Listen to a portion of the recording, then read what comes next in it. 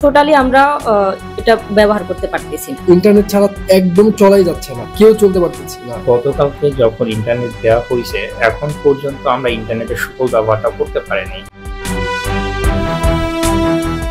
5 দিন বন্ধ থাকার পর মঙ্গলবার রাতে পরীক্ষামূলকভাবে চালু হয় ব্রডব্যান্ড ইন্টারনেট সেবা।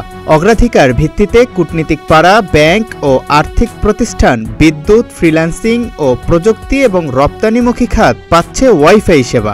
বন্ধ ছিল বাসাবাড়িতে ব্যান্ডউইথ সরবরাহ। অবশেষে বুধবার বাসাবাড়িতে চালু হলো ব্রডব্যান্ড ইন্টারনেট সেবা। ব্রডব্যান্ড ইন্টারনেট সেবা চালু হলেও এখনও মোবাইল ইন্টারনেট বন্ধ আছে। আবার ব্রডব্যান্ড ইন্টারনেট দিয়েও ফেসবুক, হোয়াটসঅ্যাপ, ইনস্টাগ্রাম সহ বিভিন্ন সামাজিক যোগাযোগ মাধ্যমে প্রবেশ করা যাচ্ছে না। কারোর সাথে যোগাযোগ করা হয়নি, যেমন আমাদের বেশিরভাগ ফ্যামিলিতেই প্রবাসী লোক থাকে, তো তাদের সাথে যোগাযোগ করা হয়নি। সব মিলিয়ে যোগাযোগ বিচ্ছিন্ন একটা ব্যাপার ছিল। গতকাল থেকে ইন্টারনেট এসছে, বাট সবগুলো লোডিং হচ্ছে, কোনো কিছু শো হচ্ছে না, কল দেওয়া যাচ্ছে না, কল রিসিভ করা যাচ্ছে না। কিন্তু টোটালি আমরা এটা ব্যবহার করতে পারতেছি না। আমার 40 MBPS ইন্টারনেটের জায়গায় আমি মাত্র 2.2 MBPS পরীক্ষামূলকভাবে এভাবে পাই।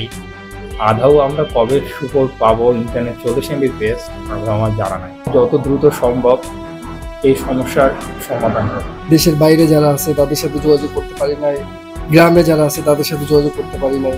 আসলে সব মিলে অতটা ভালো কাটে নাই। আসলে এখন যুগটাই হচ্ছে ইন্টারনেট যুগ। ইন্টারনেট ছাড়া একদম চলাই যাচ্ছে না, কেউ চলতে পারতেছি না ইন্টারনেট ছাড়া। আমাদের আশা যে দ্রুত ইন্টারনেটটা সচল করে দেয়। দেশের আইন ও সরকারের নির্দেশনা না মানায় বন্ধই থাকবে ফেসবুক, ইউটিউব সহ অন্যান্য সামাজিক যোগাযোগ মাধ্যম। সরকারের নির্দেশনা মানবে এমন নিশ্চয়তা পেলেই কেবল ফেসবুক চালুর বিষয়ে সিদ্ধান্ত নেবে সরকার।